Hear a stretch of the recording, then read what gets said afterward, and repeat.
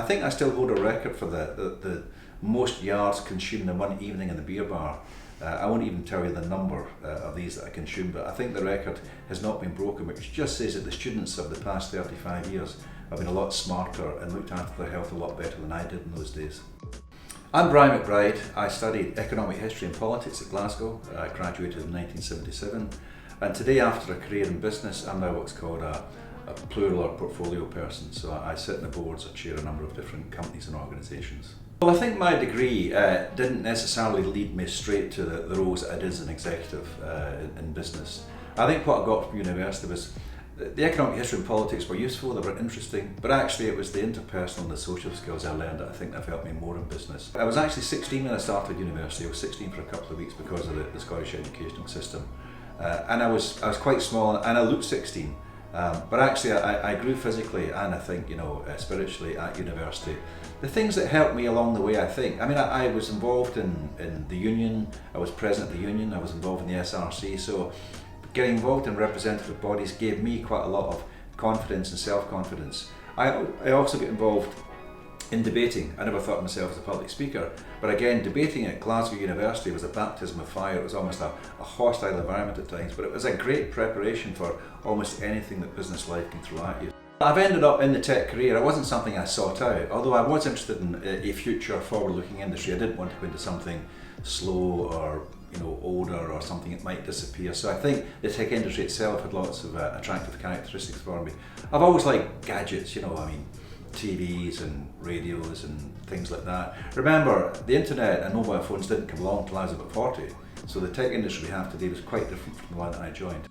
When I look back at where I was 45 years ago, if I look at myself as a younger student and look at where I am now, there's a few things I would draw out. First of all, be self-aware. Be aware what you're good at and what you're not good at.